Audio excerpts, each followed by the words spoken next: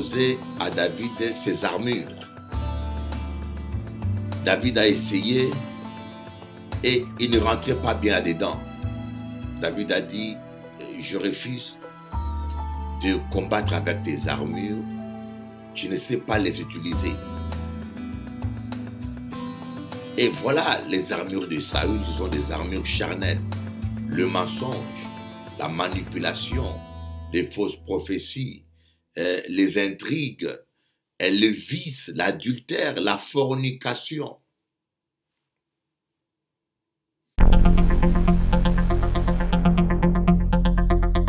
Beaucoup de pasteurs ne sont pas nés de nouveau. Voyez Nicodème.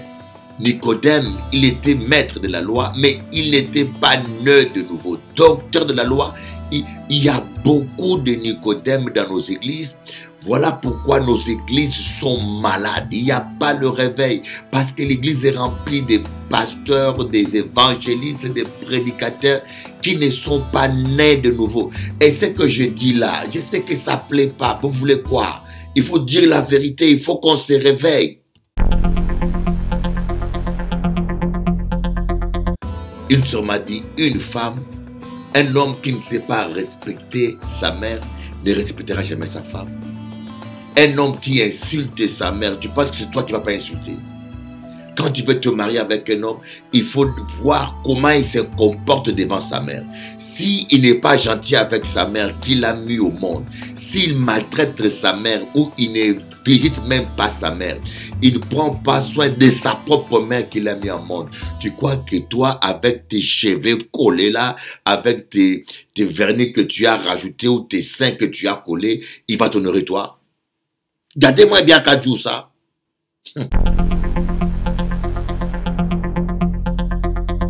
Une sœur m'a dit, une femme, un homme qui ne sait pas respecter sa mère ne respectera jamais sa femme. Un homme qui insulte sa mère, tu penses que c'est toi qui ne vas pas insulter? Quand tu veux te marier avec un homme, il faut voir comment il se comporte devant sa mère. S'il n'est pas gentil avec sa mère qu'il a mis au monde, s'il maltraite sa mère ou il ne visite même pas sa mère, il ne prend pas soin de sa propre mère qu'il a mis au monde. Tu crois que toi, avec tes cheveux collés là, avec tes vernis que tu as rajoutés ou tes seins que tu as collés, il va t'honorer toi? Gardez-moi bien qu'à dire ça.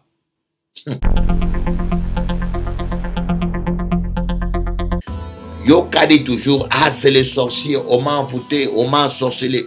Les gens disent toujours, on m'a envoûté, on m'a ensorcelé. Et les sorciers parfois mentent contre les cousins. Quand ils ne voient rien, ils commencent à mentir. Ton père t'a fait ça, ta mère t'a fait ça, quelqu'un de la famille t'a fait ça. Ils mentent parfois. Certaines malédictions et malheurs qui nous arrivent, c'est parce que tu as insulté ton père, tu as insulté ta mère. Il y a même des enfants qui vont jusqu'à taper leurs parents. Tu tapes ton père, tu tapes ta mère. Mais c'est une malédiction en Kadjou. C'est une malédiction grave.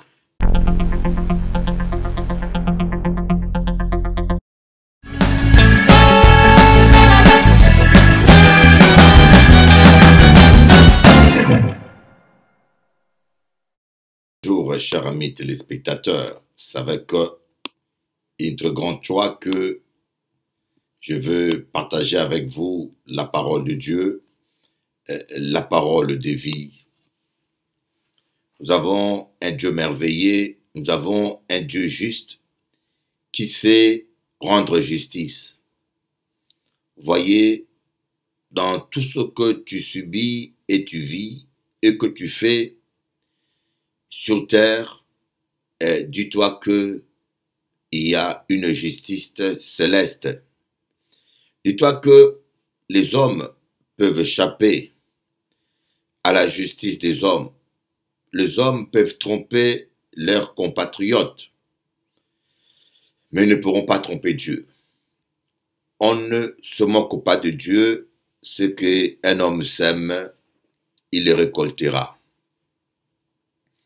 Ce qu'un homme seul sème, il le récoltera. Voilà pourquoi vous ne devez pas être frustré parce que vous avez vécu une injustice ou parce que quelqu'un vous a fait du mal et malgré tout, il se porte bien parce que par manigance ou par malice,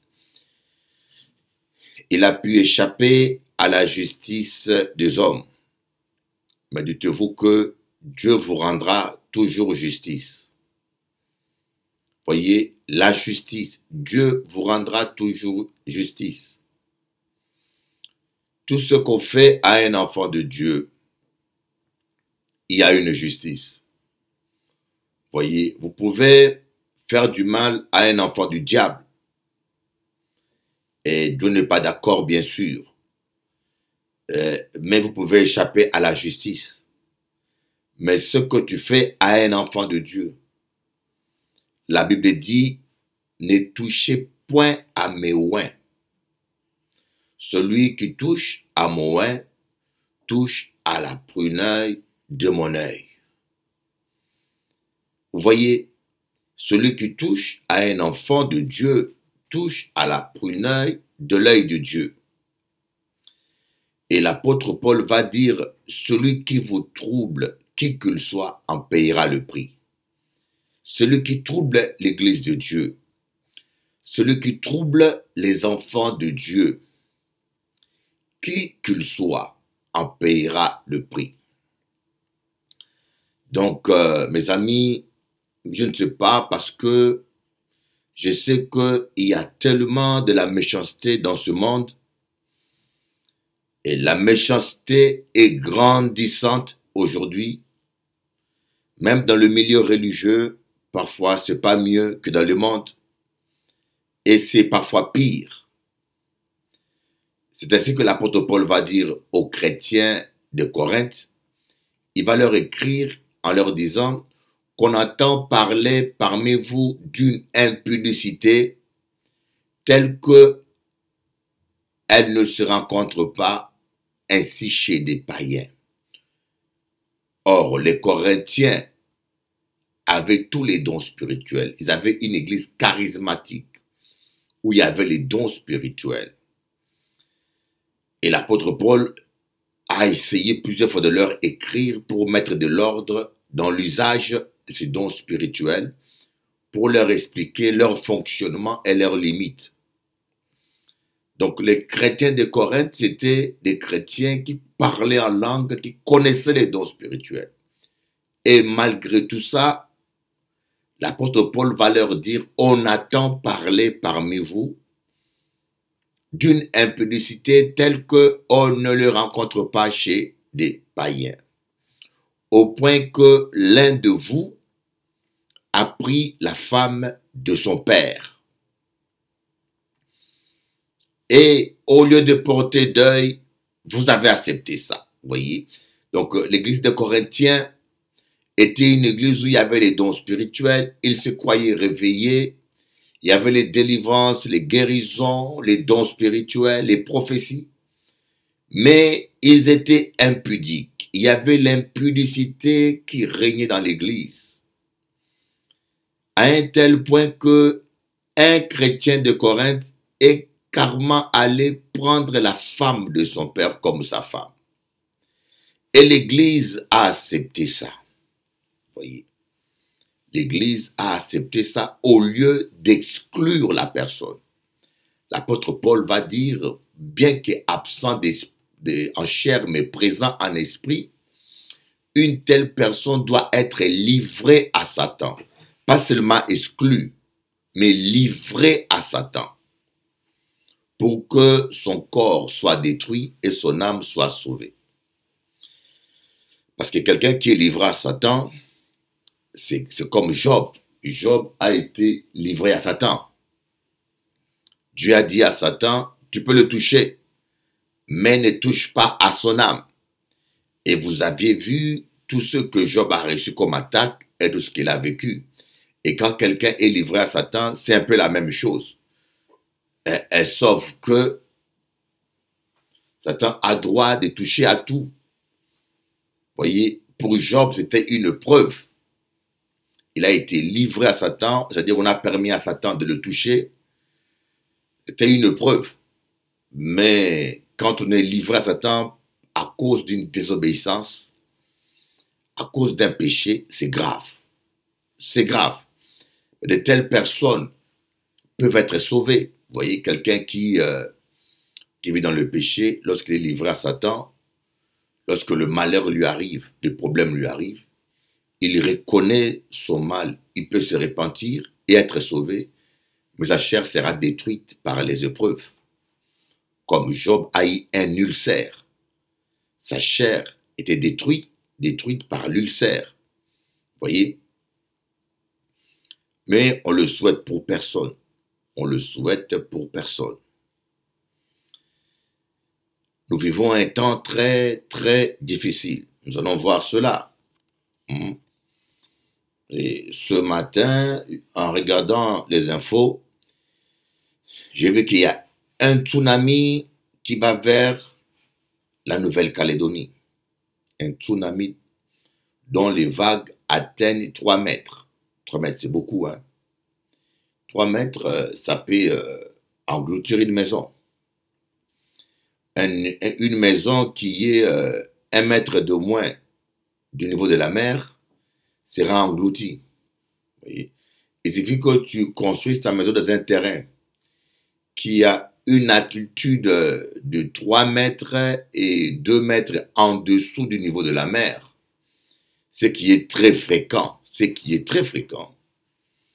vous pouvez être sûr que vous serez englouti. Donc il y a alerte tsunami ce matin pour la Nouvelle-Calédonie.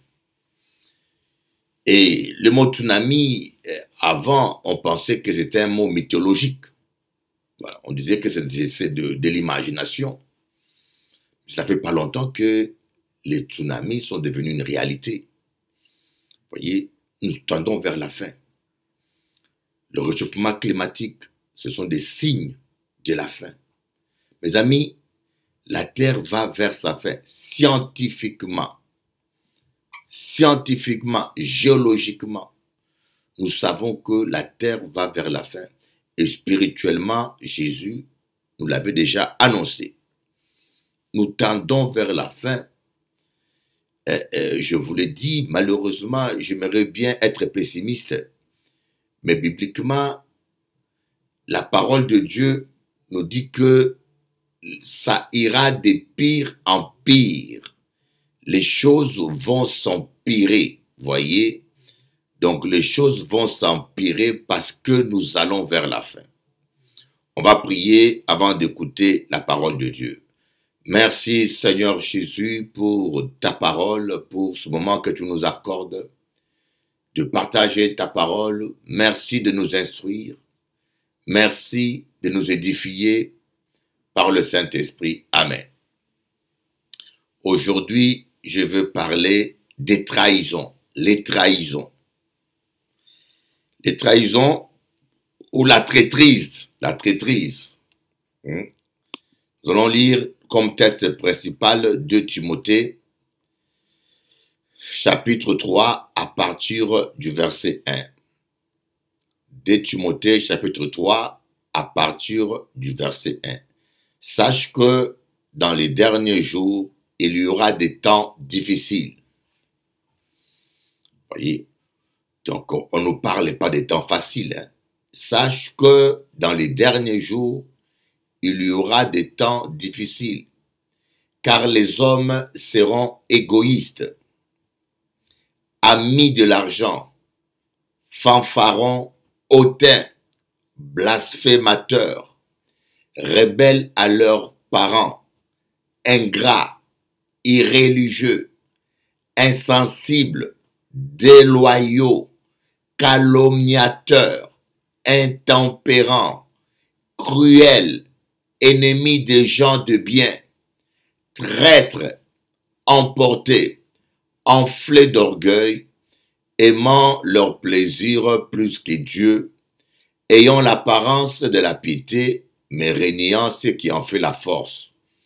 Éloigne-toi de ces hommes-là. Oh là là là là là là là là. Ce verset, il est fort. Vous voyez que c'est un tableau noir. L'avenir est sombre pour la terre. D'ailleurs, Jésus lui-même, il a dit, la charité du plus grand nombre se refroidira. Lorsque nous parlons du plus grand nombre, supposons que sur une échelle de 100 personnes, un peu de gens signifie 10 à 20 personnes. Peu de gens. Quand je dis peu de gens aimeront Dieu, sur une échelle de 100 personnes, cela équivaut à peu près à 10%. Quand je dis la moitié des gens aimeront plus Dieu, ça veut dire 50 personnes. Quand je dis beaucoup de gens, ça veut dire 80 personnes ou 70 personnes. Vous voyez? Et sur une échelle de 100 personnes, quand je dis les grands nombres, cela signifie on commence à partir de 90. Ça veut dire que sur 100 personnes, vous aurez 90% des gens qui vont se refroidir. La charité du plus grand nombre. La charité, ça veut dire, le mot charité, c'est un peu moins expressif. L'amour du plus grand nombre se refroidira. Et lorsque l'amour se refroidit, ici l'apôtre Paul nous cite les conséquences. Le manque d'amour, comment il se manifeste dans nos églises et dans nos sociétés d'aujourd'hui. Sache que dans les derniers jours, il y aura des temps difficiles, car les hommes seront égoïstes. Manque d'amour. Amis de l'argent. Yoka aimer l'argent. Tu es prêt à tuer ton frère. En particulier aux Antilles, nous voyons des familles. Dernièrement, j'ai appris en Martinique qu'il y a un homme qui a tiré sur son cousin parce que son cabri est venu manger dans son terrain. Est-ce que vous pouvez comprendre que parce que le cabri de ton cousin, c'est même pas un voisin, mais un propre cousin, tu vas tirer sur ton cousin à cause d'un cabri qui mange dans ton terrain. C'est vraiment délirant. Car les hommes seront égoïstes, amis de l'argent, fanfarons, hautains, blasphémateurs, rebelles à leurs parents, ingrats, irréligieux, insensibles, déloyaux, calomniateurs, craquants. Là où il y a dit craquants, mais c'est ça. Intempérants, cruels, ennemis des gens de bien. Voyez un exemple. Ce qui m'a toujours étonné, hein. Nous qu'à parler, non? Ce qui m'a toujours étonné, moi quand je vais en Guadeloupe en particulier, je ne dis pas la Martinique, excusez-moi, entre la Martinique et la Guadeloupe, il y a une grande différence. De tempérament, de comportement et même d'éducation. Je ne rentre pas en détail. Mais en Guadeloupe, moi je prêche. Si je reçois des coups de fil, si je laisse le téléphone sonner durant mon direct, les gens t'appellent pour blasphémer, les gens t'appellent pour t'insulter, les gens t'appellent pour dire des méchancetés. Et souvent, ce n'est pas des païens, c'est des gens qui se disent chrétiens. Comment pouvez-vous vous imaginer? Tu es dans une île, tu prêches la parole 1 heure. Si je donne seulement 10 minutes pour recevoir des appels, Guadeloupéens savent ça, en pas qu'à inventer. Les Guadeloupéens, vous savez que je dis la vérité. Les gens t'appellent pour t'insulter. Un jour, j'étais assis devant la même chaîne Canal 10. J'ai vu un voyant qui passait plus de 2 heures. Il a mis son téléphone ouvert aux appels. Aucune personne n'a insulté le voyant. Dis-moi, c'est ce que j'ai dit, j'invente. Moi, je suis prêt que tu m'appelles. Je suis prêt que tu m'appelles, que tu me dises que je mens. Ce qu'un cas dit, c'est une chose vécue. En cas de c'est chose vécue. Un pasteur met son téléphone à la disposition du public il reçoit des coups de fil. Moi en particulier, tu reçois des insultes, des bêtises, des blasphèmes. Tu laisses ton téléphone pour recevoir des appels ou des témoignages. 10 minutes. C'est pour cela, dans mon émission en Guadeloupe, je ne reçois plus des appels. J'ai barré ça. Mais maintenant, un voyant, un charlatan, un sorcier, un escroc, qui passe 2 heures dans la même chaîne, aux mêmes heures, et qui laisse son téléphone ouvert pour les appels, pendant 2 heures, aucune personne ne l'insulte, ni les méprise. Voyez. Ça veut dire que ces gens ne veulent pas de Dieu. Ils veulent la malédiction sur eux. Ils veulent la malédiction. C'est comme en Haïti. En Haïti, tout le monde est toujours croyant là-bas. Quand vous allez en Haïti, vous allez voir, tous les Haïtiens sont croyants. Ils viennent même à l'église. Mais quand tu rentres dans la pratique, tu seras choqué de voir qu'ils sont en train de s'entretuer, qu'ils sont en train de se massacrer, et le pays est maudit. C'est pareil qu'au Congo, mon pays d'origine. Tout le monde prie au Congo. Hein. On dit que dans chaque rue, il y a une église au Congo. Dans chaque rue, il n'y a pas...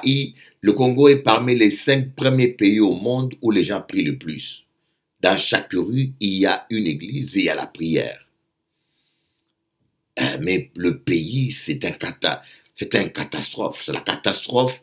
Tous les pays est à terre, le mal grandit, le meurtre, le viol, le péché est à son apogée. Ces gens-là, ils sont en train de se maudire. Je dis toujours que si vous priez dans la vérité, ce pays ne peut pas être aussi bas. Aussi bas. Des viols. Mais où est Dieu dans ce pays? Mes frères du Congo, je sais que beaucoup me détestent. Je sais que beaucoup des Congolais de la RDC me détestent parce qu'en cas disent la vérité. Parce que je vous dis la vérité. Mais moi, je ne suis pas nationaliste. Hein. Ma nation, c'est le royaume des cieux. Je dis la vérité aux Antillais, aux Congolais, aux Africains, aux Français, aux Chinois, aux Arabes. J'ai dit la vérité. Toutes les races, tous les pays ont leurs problèmes. Mais les gens aiment le faux prophète qui leur ment. Vous êtes bien, vous êtes bien. Non, il faut qu'on vous dise votre véritable maladie. Il faut qu'on vous diagnostique votre vrai problème afin de vous faire soigner. Les gens seront ennemis des gens de bien. Toi qui prêches la fidélité, toi qui prêches l'amour, toi qui prêches le retour de Jésus, le peuple t'insulte, te méprise et te crache dessus. Mais les faux pasteurs qui ont des enfants avec des maîtresses dans l'église, qui font des bêtises, les escrocs, les charlatans, ils prospèrent, ils sont bien, on ne les attaque pas. Les voyants, les voleurs, les voyants, les malpropres, ils passent 2 heures, ils reçoivent des appels, personne ne les attaque. Mais toi qui prêches l'amour de Dieu, qui prêches la repentance, qui prêches pour le bien, c'est toi qui reçois tous les mépris, les insultes. La charité du plus grand nombre se refroidira. Et le pire, et je n'ai jamais compris pourquoi jusqu'aujourd'hui tu attends des chrétiens qui se plaignent. Ah, il n'y a pas l'amour dans l'église, il n'y a pas l'amour dans l'église. Quand je dis, ce sont des gens qui n'ont pas compris la Bible. Ils se plaignent, il n'y a pas l'amour, mais la Bible dit que la charité du plus grand nombre se refroidira. Alors pourquoi tu te plains de l'amour? Mais c'est l'accomplissement des Écritures. Mon ami, c'est l'accomplissement de la parole de Dieu. Ah, je suis découragé, je ne viens plus dans l'église parce qu'il n'y a pas l'amour. Mais Jésus a dit quoi? La charité du plus grand nombre se refroidira. Mais c'est exactement ce que tu vis. Amen. Dans les derniers jours, il y aura des temps difficiles, car les hommes seront égoïstes, amis de l'argent, blasphémateurs, rebelles à leurs parents. Alors la rébellion des enfants envers leurs parents, la rébellion même des fils spirituels envers leur père spirituel, ça, je ne calcule même plus. Les gens aujourd'hui ne craignent plus Dieu. Mes amis, on ne se moque pas de Dieu. Les gens, les gens croient se moquer de Dieu. Personne ne te voit, mais Dieu te voit. Et cette nuit, j'ai dormi hier, ce matin même, oui, ce matin, non, hier matin, je me suis endormi, j'ai une vision. J'ai vu un homme assis dans l'église, sa voiture à côté qui a complètement été calcinée, qui a brûlé. Mais il est assis dans l'église avec sa voiture dans l'église à côté de lui. Et moi, je marchais en prêchant et j'ai posé ma main sur la voiture et j'ai dit à cet homme-là, tu as eu un accident, tu t'en étais sorti, mais si tu ne changes pas de vie, tu ne t'en sortiras plus cette fois-ci. Tu seras dans cette voiture comme une prison. Je ne sais pas à qui Dieu parle comme ça. Dieu nous avertit, mes amis. Dieu nous avertit. Dieu nous avertit. Aujourd'hui, je parle, s'il y a des chrétiens qui me suivent, s'il y a des voleurs qui me suivent, s'il y a des hypocrites qui me suivent, j'aimerais vous dire, abandonnez les armes de Saül. Vous ne pourrez pas vaincre Goliath avec les armures de Saül. Vous voyez, lorsque David est allé affronter Goliath, Saül a proposé à David ses armures. David a essayé et il ne rentrait pas bien là-dedans. David a dit, je refuse de combattre avec tes armures, je ne sais pas les utiliser. Et voilà, les armures de Saül, ce sont des armures charnelles. Le mensonge, la manipulation, les fausses prophéties, les intrigues, le vice, l'adultère, la fornication.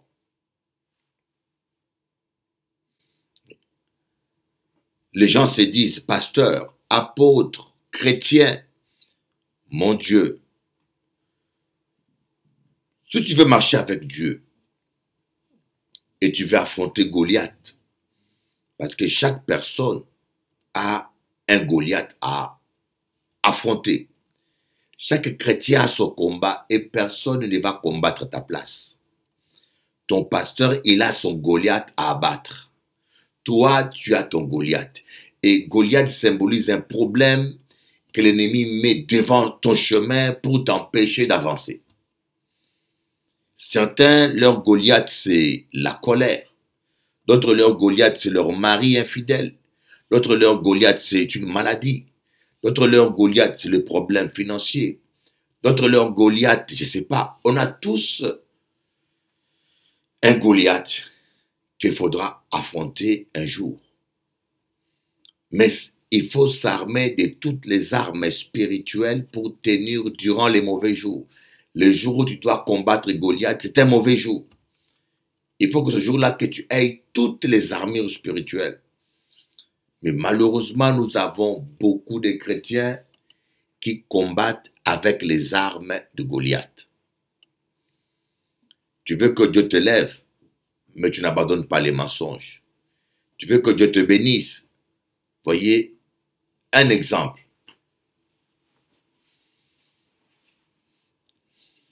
Quand on marche avec Dieu, tu ne peux pas marcher avec Dieu en même temps marcher avec les mensonges. En passant, si, il va comprendre moi. En passant. La trahison. Les gens sont devenus déloyaux, traîtres, emportés. Voyez, déloyaux. Le verset 3 dit, insensibles, déloyaux. La trahison.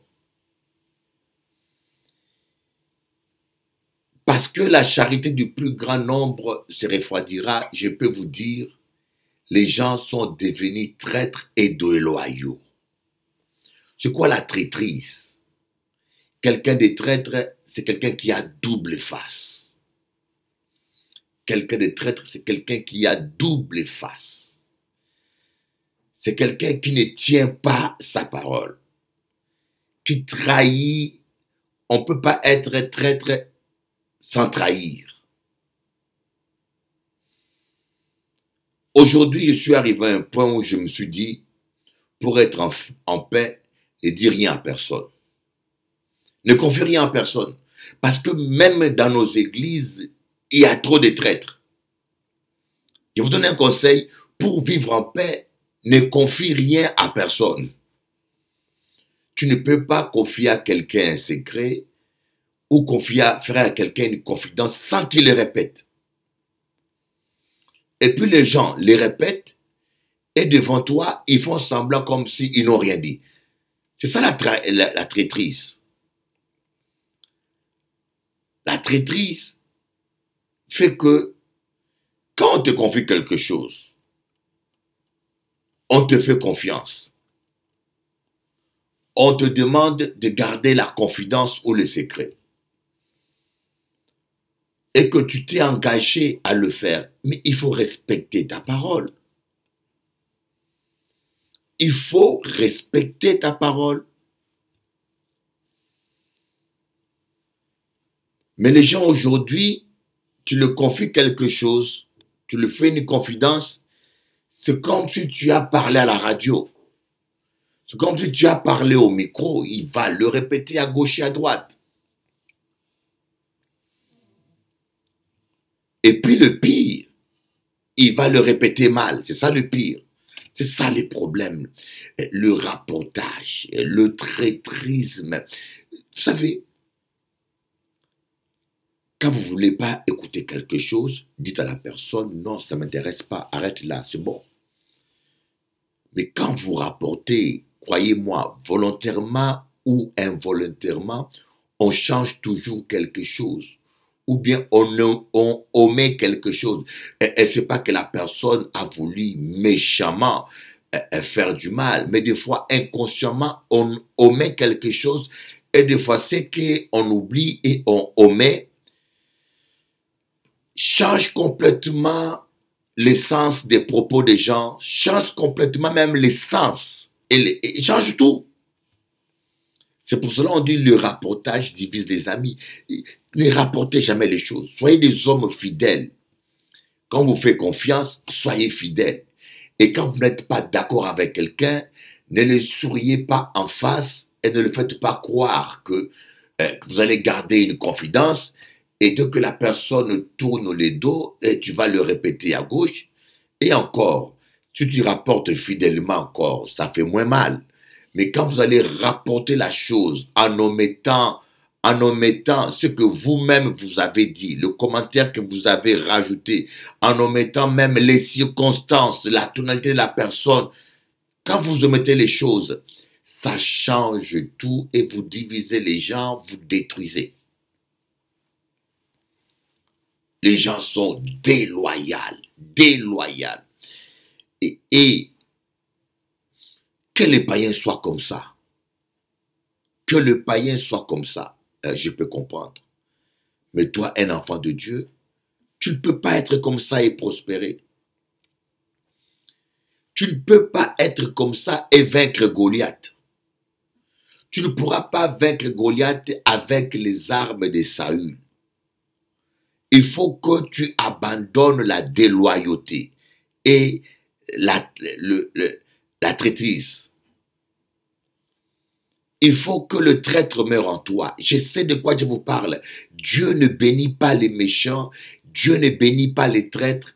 Dieu ne bénit pas les gens déloyaux. Et quand je parle de la déloyauté, mes amis, c'est grave. Des hommes qui sont déloyaux avec leurs femmes. Quand tu étais au chômage, quand tu étais pauvre, c'est ta femme qui était avec toi. C'est ta femme qui te nourrissait. C'est ta femme qui t'entretenait.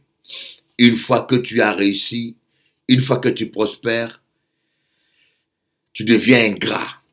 Tu méprises cette même femme, tu le jettes et tu commences à sortir avec de jeunes filles et des filles superficielles qui n'ont jamais souffert avec toi. On appelle ça l'ingratitude. Nous avons trop des hommes ingrats, trop des hommes ingrats. Quand tu es malade ou quand tu es en difficulté financière, c'est ta femme. Et moi, je connais un homme, mon Dieu, il est déjà mort. Un étudiant congolais, un médecin congolais qui était en Guadeloupe. Malheureusement, beaucoup de mariages entre Africains et Congolais et Africains et Antillais finissent toujours par le divorce. On est tous des Noirs et des Chabins, mais culturellement, nous sommes vraiment différents. Quand un Antillais rencontre une Africaine ou quand une Africaine rencontre un Antillais, c'est toujours la même couleur de peau parfois, mais culturellement, il y a une telle différence que s'il n'y a pas un vrai sacrifice, ça finit toujours par les divorces. Il y a une Antillaise qui a rencontré un étudiant noir, africain, congolais, en médecine, ici en France. Et les deux étudiaient la médecine. Écoutez bien l'histoire. En pas qu'à parler des histoires que j'ai entendues, mais j'ai vu ça. C'est la sœur qui m'a parlé. Ce n'est pas des histoires que j'ai lues ou que les gens ont dit non. La personne concernée me l'a dit. Voyez, la personne concernée me l'a dit. Et je vous dis, qu'est-ce qui s'est passé? Les deux avaient du mal à étudier parce qu'ils n'avaient pas assez de moyens.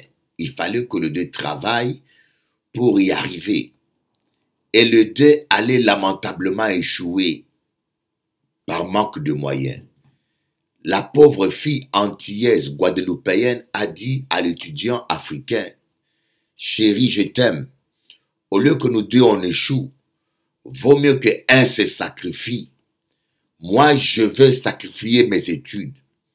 Je vais arrêter d'étudier. J'arrête d'étudier. Je vais travailler pour avoir l'argent et financer tes études. » Dites-moi un peu, c'est pas formidable ça? Entre nous, c'est pas formidable? Une femme qui dit, j'arrête mes études, moi je me sacrifie, je vais travailler pour avoir l'argent, pour que toi au moins tu réussisses tes études en médecine et qu'on s'en sorte. La fille guadeloupéenne a arrêté les études. Elle a commencé à travailler, elle gagne le SMIC, si pas un peu plus. Et l'étudiant congolais, africain, il a fait ses études dans de meilleures conditions. Il s'habillait comme un fils des riches. Il allait à l'école à l'aise. Il a étudié sans aucun souci jusqu'à ce qu'il a terminé et il a brillamment fini la médecine. Il est devenu médecin spécialiste. Ils sont retournés en Guadeloupe. Et cet homme-là, il a trahi l'amour et la confiance de sa femme. Une fois qu'il est devenu médecin, malheureusement, comme la plupart des nègres, je ne dis pas tous les nègres, malheureusement, comme la plupart, lorsque nous avons l'argent, c'est les femmes. Le Chinois, lorsqu'il a l'argent, il économise, il investit. Le Chinois vient avec rien dans la poche, il commence à vendre des sushis dans la rue, demain il ouvre un restaurant, après-demain un deuxième restaurant, après-demain un troisième restaurant. Il garde toujours sa femme et sa famille. Et malheureusement, nous, les Afros, une fois que tu as l'argent, c'est la macaquerie qu'on fait. C'est les maîtresses. Et le monsieur, il est allé en Guadeloupe, médecin, il commence à toucher l'argent. La première chose, il a commencé à dénigrer sa propre femme, à la mépriser, la pauvre. La pauvre a souffert, la pauvre a pleuré, et la pauvre n'en pouvait plus. Ils ont fini par divorcer. Et cette femme-là, un dimanche, elle va venir à l'église en pleine larmes. Elle m'a dit, Bishop, cet homme-là m'a trahi. Elle pleurait. Et quand elle m'a raconté son histoire, je dis, wow, quelle ingratitude, quelle déloyauté. S'il n'y avait que ça. Et ça, on le voit partout, dans nos églises. Même le pasteur, les gens qu'on appelle de pasteurs aujourd'hui, vous les voyez prêcher l'amour alors que ce sont des bandits. Vous voyez? Un pasteur qui prend l'église qui n'a pas fondé. Aujourd'hui, beaucoup de pasteurs, tu prends quelqu'un, tu le baptises, tu le formes, tu le mets pasteur, tu le confies une église et il change seulement l'église de nom. Il prend la même église, hein, il change le nom de l'église. Voilà, il dit c'est son église. On appelle ça la déloyauté, l'ingratitude, manque de loyauté. Est-ce que tu penses vraiment que Dieu va te bénir avec ces méthodes? Est-ce que tu penses vraiment que Dieu va bénir un menteur? Dieu va bénir. Voilà pourquoi beaucoup de gens aujourd'hui, ils sont malheureux, ils ne prospèrent pas, ils souffrent, ils ne voient pas le bout du tunnel. Et Yoga toujours accuser le diable. Ah, c'est le diable, c'est le diable, c'est le diable. C'est pas le diable, c'est toi. Arrêtez de mentir tout le temps contre le diable. La plupart de nos malheurs, nous en sommes responsables, mes amis. La plupart de nos malheurs, nous en sommes responsables. La Bible dit que la prière du méchant est une abomination devant l'Éternel. Je répète, la prière du méchant est une abomination devant l'Éternel. Je répète, la prière du méchant est une abomination devant l'Éternel. Je répète, la prière du méchant est une abomination devant l'Éternel. Baba, Shotoro, Baba. Vomissons la méchanceté. Vous voyez, le cœur de Caïn était méchant. J'avais prêché sur la jalousie. Hein? J'avais prêché il n'y a pas longtemps sur la jalousie. Le cœur de Caïn était méchant. Et lorsque Caïn a vu Abel prier, il a voulu copier Abel par jalousie. Vous voyez, la jalousie vous pousse à vouloir copier les autres.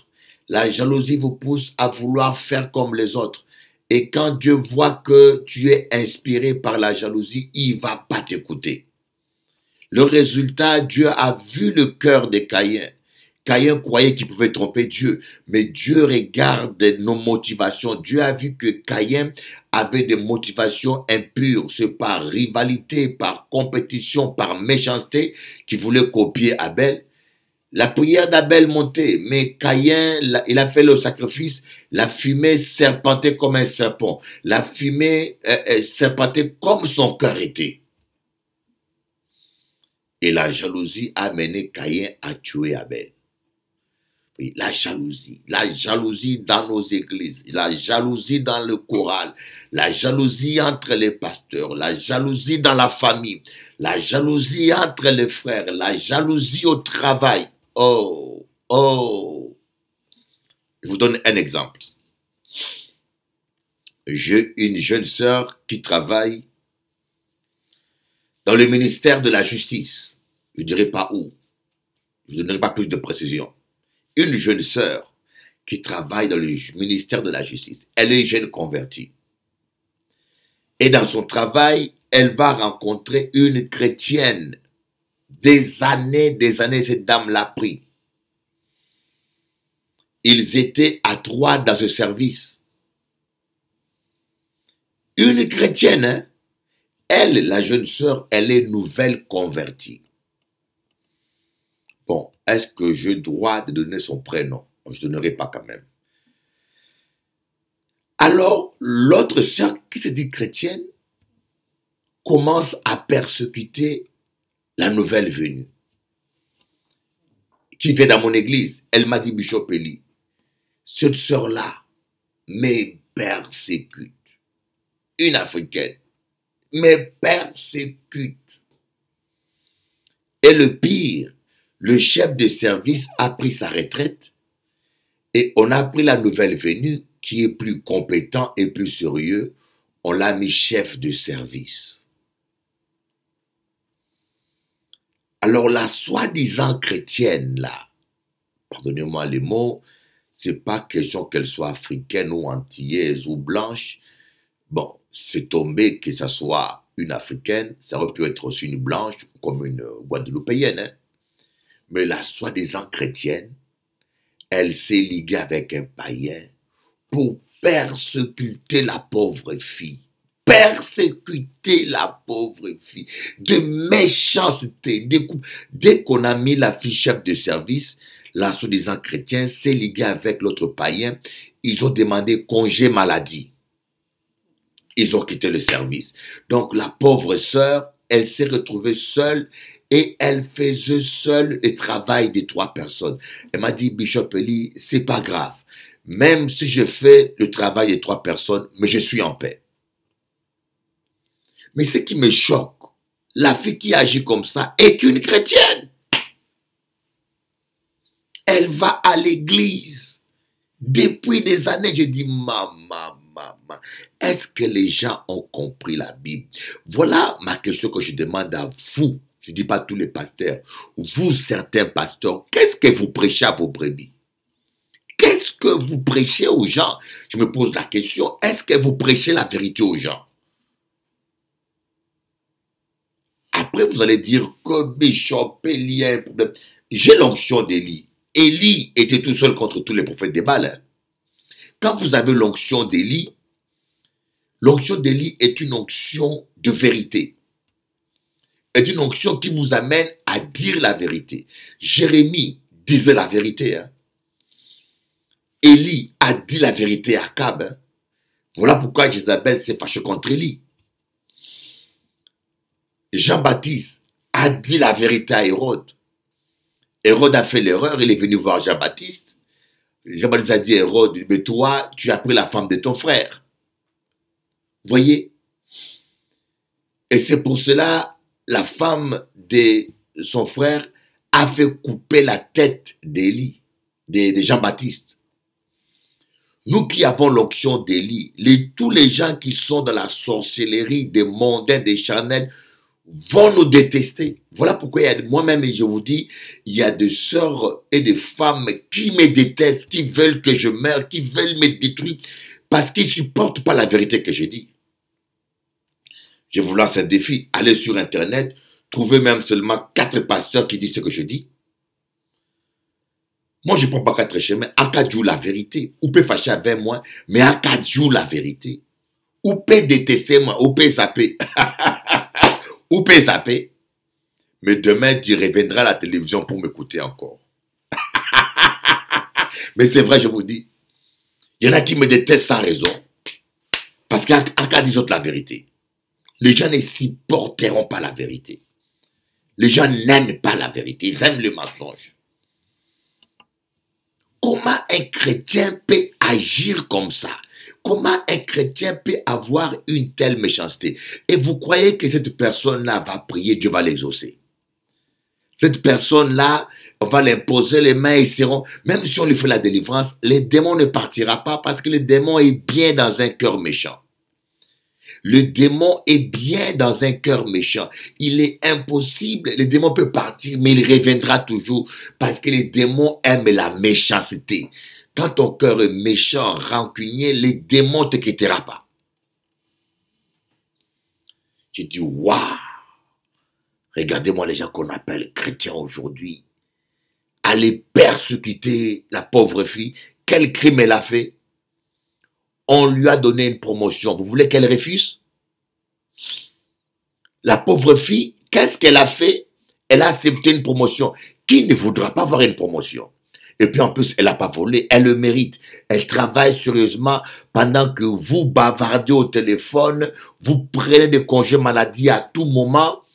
Et le directeur ou le responsable, le grand responsable s'est rendu compte que cette fille-là, on peut compter sur elle. Est-ce qu'elle a commis un crime? Aujourd'hui, on vous persécute parce que vous avez acheté une maison. On vous persécute même parce que vous êtes bien habillé. Oh, la jalousie. Et je peux encore comprendre que un païen se comporte comme ça, mais pas un chrétien, pas un pasteur. Nous les pasteurs, nous prêchons la parole. Nous les pasteurs, je dis nous les pasteurs, nous prêchons la parole. Mais je vous dis, il y a beaucoup de pasteurs méchants. Beaucoup de pasteurs ne sont pas nés de nouveau. Voyez Nicodème. Nicodème, il était maître de la loi, mais il n'était pas né de nouveau. Docteur de la loi, il y a beaucoup de Nicodème dans nos églises. Voilà pourquoi nos églises sont malades. Il n'y a pas le réveil, parce que l'église est remplie de pasteurs, des évangélistes, des prédicateurs qui ne sont pas nés de nouveau. Et ce que je dis là, je sais que ça ne plaît pas. Vous voulez quoi? Il faut dire la vérité, il faut qu'on se réveille. Si vous avez une gangrène, il faut qu'on vous dise qu'il faut une gangrène. Voyez comment Bob Marley est mort. Bob Marley, ce grand chanteur-là, que moi j'aimais bien même. Vous savez comment il est mort? Il avait un cancer dans les doigts. On lui a dit, on doit couper les doigts. Il a refusé. On a dit, messieurs, il faut qu'on coupe les doigts. Il faut qu'on coupe les doigts. Il a refusé. Pourquoi? Parce qu'il aimait danser. Il aimait danser. Si on coupe son orteil, il n'aura plus d'équilibre pour danser. Il a refusé, mais il est mort. Il est mort, la maladie s'est généralisée. C'est un peu ce qui nous arrive. Quand l'église est malade, quand mon frère, tu es dans le péché, on te dit arrête ce péché-là, tu es fâché. Mais tu veux qu'on te flatte. Mais c'est comme la gangrène qui est en train de te manger et qui va bouffer toute ta vie. Mes amis, on doit se repentir. Vous devez arrêter avec la méchanceté.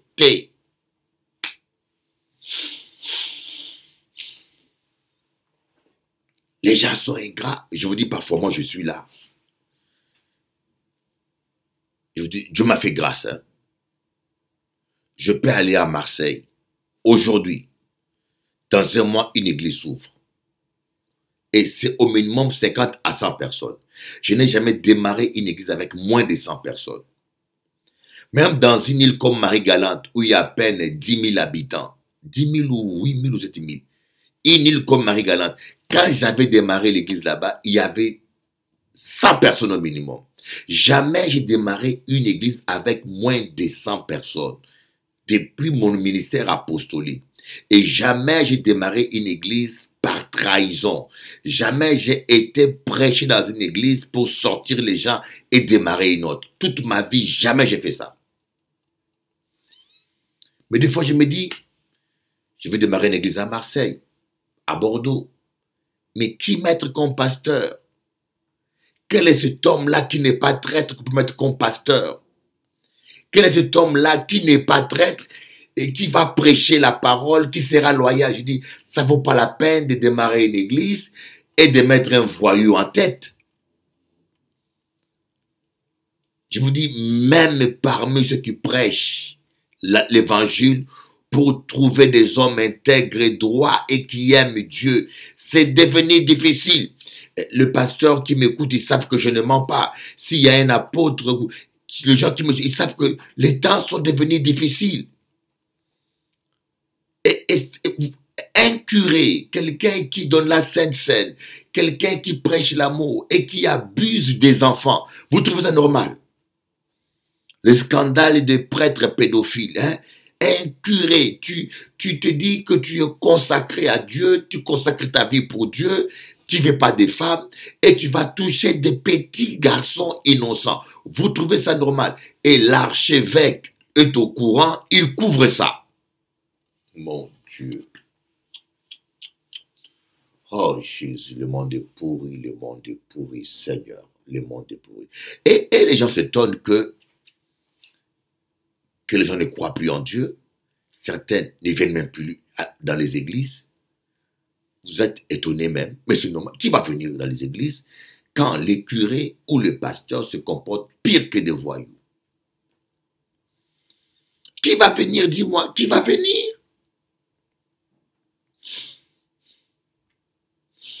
Mais je ne suis pas là pour vous parler. Ici, je parle aux pasteurs, à tous les enfants de Dieu. Ici, je prêche à tous les enfants de Dieu.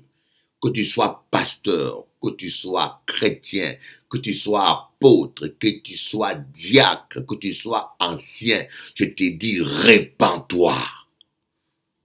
Produis des fruits dignes de la repentance, répands-toi.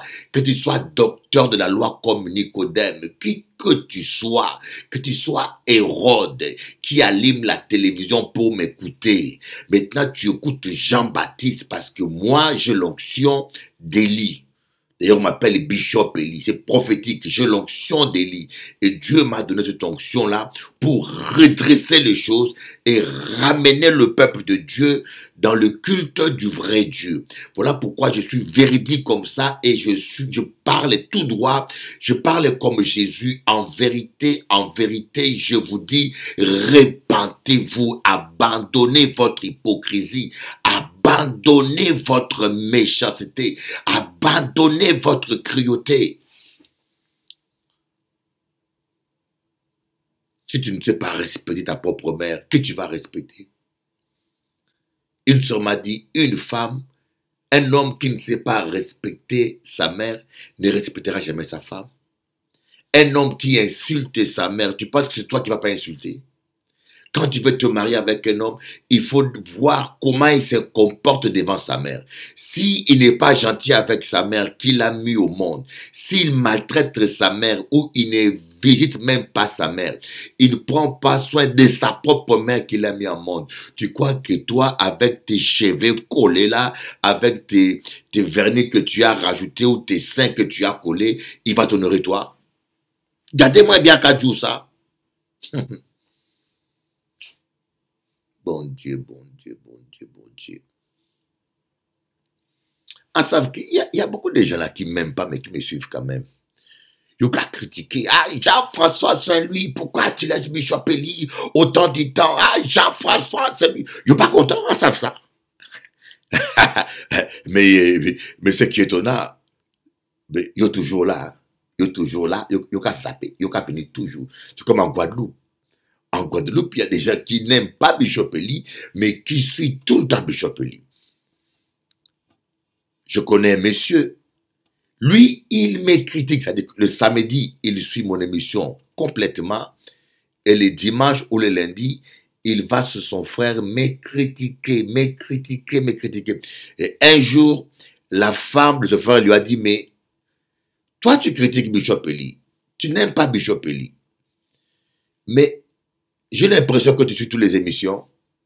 Parce que chaque fois qu'une émission passe, tu viens ici, tu contredis. Donc, tu suis bien. Mais si tu pas aimé Messie, mais pourquoi tu as su ça?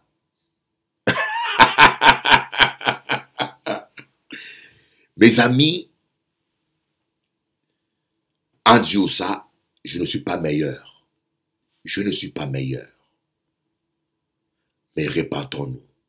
Je dis, même moi aussi. Répentons-nous. Répentons-nous, je vous dis, nous perdons notre temps.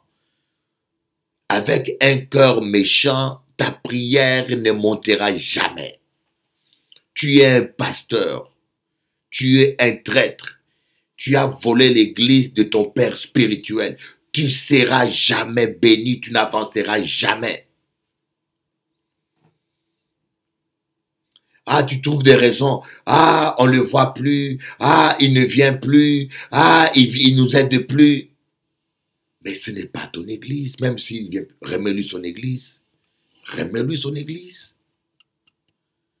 Tu ne peux pas voler la voiture de quelqu'un parce qu'il n'entretient plus. On te prête une voiture. Même si tu as changé toutes les pièces de la voiture. Même si tu as repeint la voiture. Mais c'est une voiture qui t'a été prêtée. Même si tu as changé toutes les pièces, les chaises, même si tu as dépensé plus que la valeur de la voiture. Mais la voiture t'a été prêtée quand il faut la remettre au propriétaire.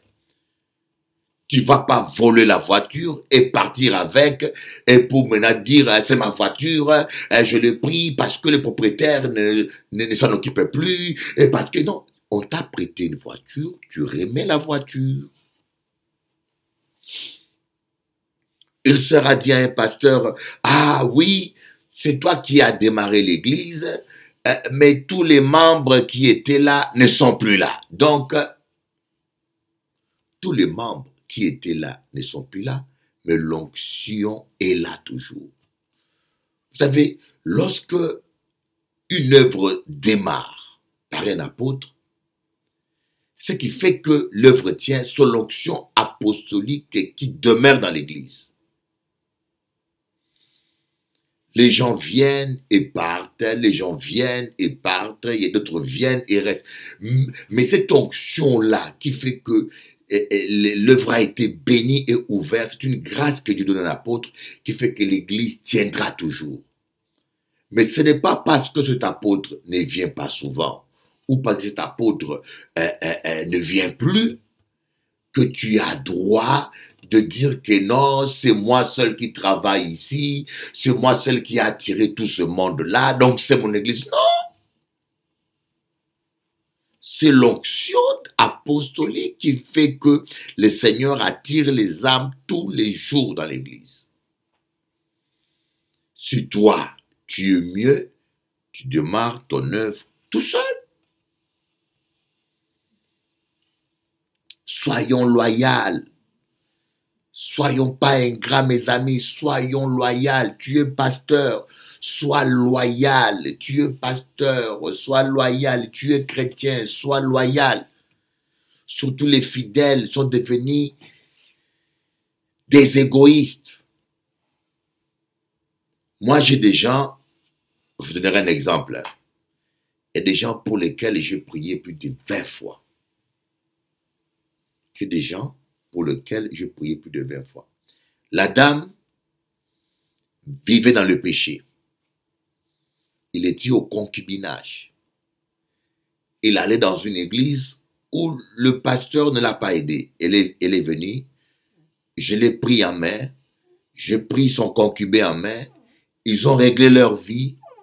Suite à mes conseils, ils se sont mariés.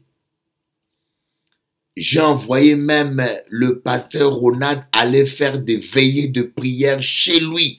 Vous vous rendez compte, une dame, un pasteur vient dans ta maison prier toute la nuit que pour toi. On a fait tout ça. Et demain, un jour en plein culte, j'étais en train de prêcher, j'ai dit un mot, la dame était convaincue que je lui ai lancé une pierre. C'était pas vrai, hein? Mais la dame a cru dans sa tête que je lui ai lancé une pierre. Elle s'est fâchée, elle a pris son mari, elle a pris ses enfants, ils sont partis dans une grande église. Le pasteur ne connaît ni son nom, le pasteur ne connaît ni son mari, le pasteur là-bas ne connaît pas, le pasteur là-bas ne s'occupe même pas d'elle. Je ne sais même pas si on a déjà posé les mains. Je dis, voilà l'ingratitude. Voilà l'ingratitude. Quand quelqu'un te fait du bien, même s'il te fait une fois un mal, par inattention, mais tu ne peux pas oublier tout le bien qu'on t'a fait. Tu ne peux pas oublier tous les biens. Ne soyez pas ingrats, mes amis. Comme on dit, si quelqu'un te donne un verre d'eau à boire, si tu ne sais pas même dire merci, si tu ne sais pas quoi lui donner, mais ne crache pas dans le verre. Tu as faim, tu manques à manger. Quelqu'un te donne une assiette avec la nourriture, tu manges.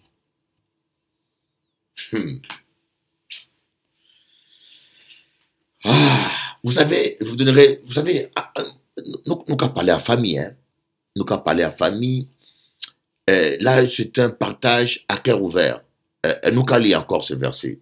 Sache que dans les derniers jours, il y aura des temps difficiles, car les hommes seront égoïstes, amis de l'argent, fanfarons, hautains, blasphémateurs, rebelles à leurs parents, ingrats, irréligieux, insensibles, déloyaux, calomniateurs, intempérants, cruels, ennemis des gens de bien, traîtres, emportés, enflés d'orgueil, aimant le plaisir plus que Dieu, aïe, ayant l'apparence de la piété, mais régnant ce qui en fait la force. Éloigne-toi de ces gens-là. Je pense que toute cette semaine, nous allons parler de ça. Toute cette semaine, nous qu'à parler de ça. Toute la semaine, on qu'à penser que c'est une bonne idée. Il n'y a pas longtemps, histoire vraie, je vais souvent prêcher en Colombie. Je vais souvent prêcher en Colombie. Je vais souvent prêcher en Colombie. Il y a une Colombienne de l'église où je vais prêcher qui est venue en France. Je ne sais pas qu'est-ce qu'on lui a dit. Fais attention à Bishop Eli. Je ne sais pas qu'est-ce qu'on lui a dit. Elle m'a dit pas un seul mot. Elle est partie faire fille au foyer. Fille au foyer, c'est une personne qui vient habiter pendant 6 mois ou 1 an chez vous. Vous le nourrissez, vous vous occupez de lui et la personne apprend la langue française. En contrepartie, la personne vous garde les enfants ou vous fait les ménages. C'est un échange. Elle est venue comme ça en France. Et là où elle était, ça s'est mal passé. Ça s'est mal passé. Et la famille qui l'a accueillie lui a donné un ultimatum pour partir. Moi, j'étais en Guadeloupe. Elle était ici en province. En Guadeloupe, mon téléphone sonne. Ah, Bishop Eli, Papa Eli, je suis dans la rue. Elle pleure. Il dit, mais ma fille, tu es de Colombie. Je viens chaque fois prêcher dans ton église. Pourquoi vous ne m'avez pas dit que tu étais en Colombie? Pourquoi tu ne m'as pas dit que tu étais en France? Tu es venu en France, tu ne m'as pas dit un seul mot. Maintenant que ça tourne mal, il n'y a qu'à appeler moi. Elle pleure. Je ne sais pas où aller, je n'ai pas de transport, je dois prendre l'avion pour rentrer chez moi en Colombie. Elle se met à pleurer. Je dis, écoutez ma fille, je suis en Guadeloupe, je t'envoie 100 €. Je t'envoie un Western Union, je t'envoie 100 €. Je lui ai envoyé 100 €. Je lui ai dit, je reviens le mardi à Paris. Je suis très fatigué. Et elle quitte la province en bus. Elle arrive aussi à Paris le même mardi.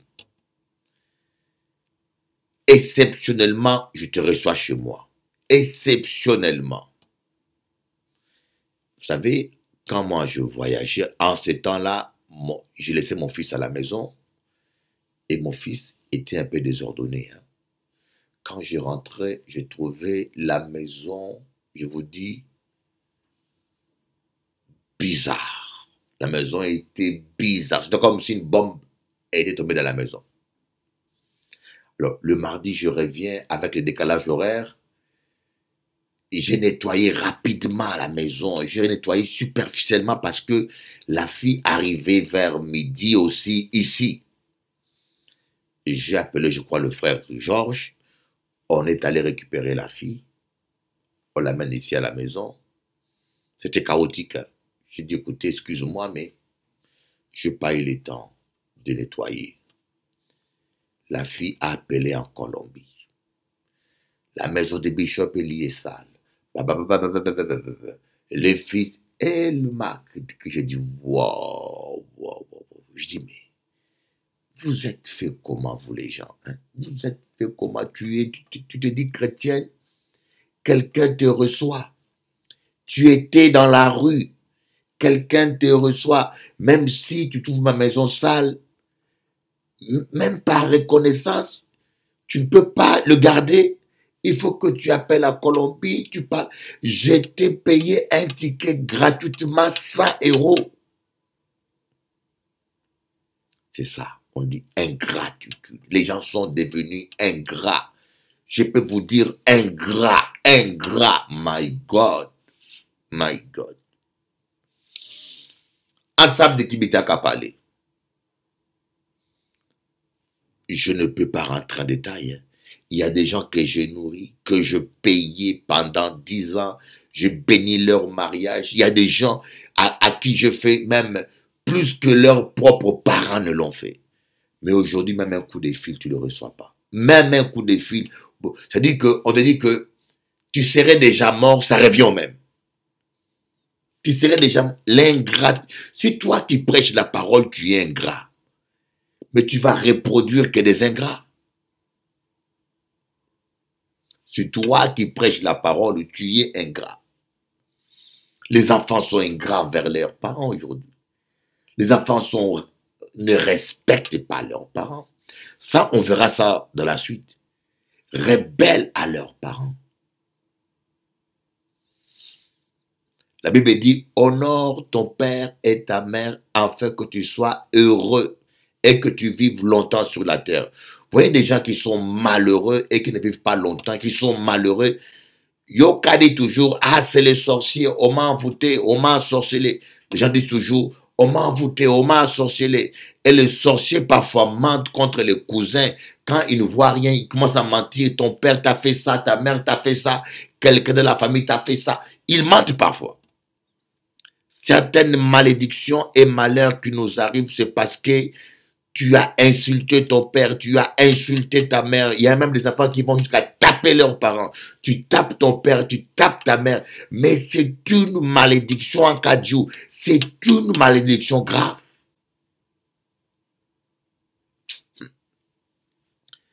Le sujet est très, très, très énorme. Le sujet est très long et très énorme. Demain, je ferai la suite. Je vous laisse écouter la louange et l'adoration. C'est vraiment énorme.